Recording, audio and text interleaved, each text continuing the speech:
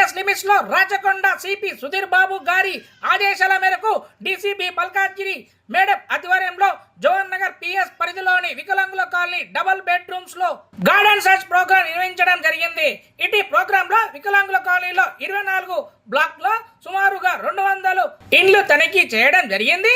ప్రతి ఒక్క ఇంట్లో ఉన్న వ్యక్తిని చెక్ చేసి ఆధార్ కార్డు మరియు వారి వాహనాల యొక్క డ్రైవింగ్ లైసెన్స్ ఆర్సీ తనిఖీలు చేయడం జరిగింది.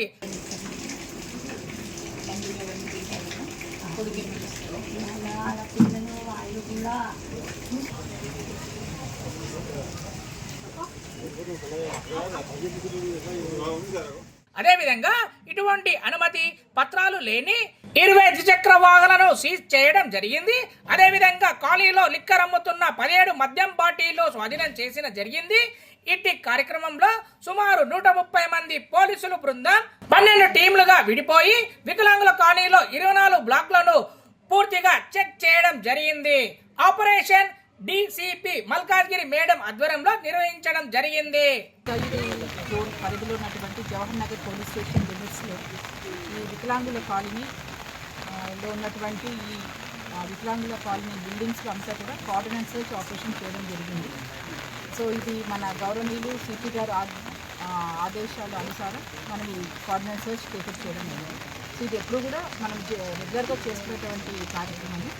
సో ఇప్పుడు మనకు కొన్ని ఏరియాస్లో గ్రే ఏరియాస్లో కొన్ని నైట్ ఇన్సిడెంట్స్ కానీ మార్నింగ్ కొన్ని ఆర్గ్యుమెంట్స్ చిన్న హర్ట్ కేసెస్ అట్లా అవ్వడం జరిగినప్పుడు కొన్ని ఆ ఏరియాస్ని మేము ఐడెంటిఫై చేస్తాము. ఎక్కడైతే లా అండ్ ఆర్డర్ ఇష్యూస్ వస్తాయి అట్లాంటివి. సో ఆ విధంగా మనము ఈరోజు ఈ కాలనీ టేకప్ చేసి ఇదే ఎందుకు చేశాము అని అంటే ఇది ఒక జవహర్ నగర్ అనేది ఒక మినీ ఇండియా. ఇక్కడ ఎక్కడెక్కడి నుంచో వచ్చి ఇక్కడ అందరూ కూడా అంటే లో రెంటల్ వాల్యూ అనుకోండి, అవైలబిలిటీ ఆఫ్ రెంటల్ స్పేసెస్ ఇక్కడ వచ్చి ఉంటున్నాయి.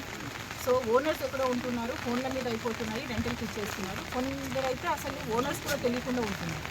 ఇక్కడ ఉండి వాళ్ళు కొందరు మంచి పనులు చేసుకున్నా కూడా ఎవరో ఒకరో ఇద్దరో చేసేటటువంటి వేరే పనులకి చెడ్డ పేరు రావడం జరుగుతుంది ఏరియా కానీ అక్కడనే సబ్సిక్వెంట్గా మన తెలంగాణ రాష్ట్రానికి కానీ. సో ఇట్లాంటివన్నీ ప్రివెంట్ చేయడానికి మొత్తము జోన్ పరిధిలో ఉన్నటువంటి పోలీస్ స్టేషన్ లిమిట్స్లో ఈ గ్రే ఏరియాస్ అన్ని కూడా సెలెక్ట్ చేసుకొని వాటిని అన్నీ కూడా సర్ప్రైజ్ విజిట్స్ చేయడం జరుగుతుంది. అది ఏ టైం అన్నా కావచ్చు, అది ఎండ ఉండొచ్చు, వర్షం ఉండొచ్చు, రాత్రి అవ్వచ్చు, పగలవచ్చు, రాత్రి ఏ టైం అన్నా అవ్వచ్చు. మాకు ఎప్పుడైతే పోలీస్కి అనుమానం ఉంటుందో అలాంటి ఏరియాస్ టేకప్ చేసుకొని అలాంటి ఎవరైనా బ్యాడ్ క్యారెక్టర్స్ ఉంటే వీడౌట్ చేస్తాము.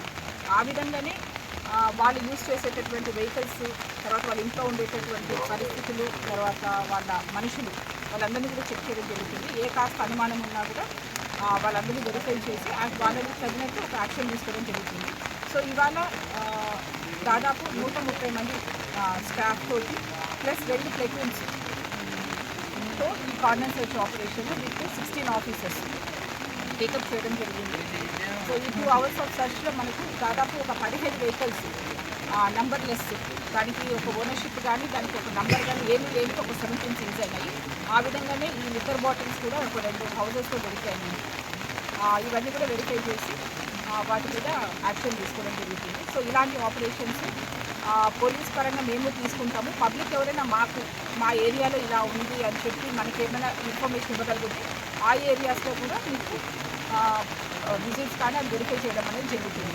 సో పబ్లిక్ అప్పీల్ ఏంటంటే మీరు ఎవరైనా స్ట్రేంజర్ ఉన్నారు అని అంటే మీరు నమ్మి ఇల్లు అద్దెకి ఇవ్వండి. మీ చుట్టుపక్కల పరిసరాలు మీరు ఉన్నటువంటి పరిసరాలు ఏదైనా అనుమానాస్పదంగా మనుషులుగా అనిపించినా అలాంటి పనులు చేసినా కూడా దయచేసి పోలీసులు ఇన్ఫార్మ్ చేయండి, డైల్ 100 చేయండి. సర్టన్లీ మేము వస్తాము, యాక్షన్ తీసుకోండి. తర్వాత ఇంత వర్షంలో కూడా పబ్లిక్ ఎవరైతే ఉన్నారో అందరూ కూడా బాగా కోఆపరేట్ చేశారు, కోఆపరేట్ చేస్తారు.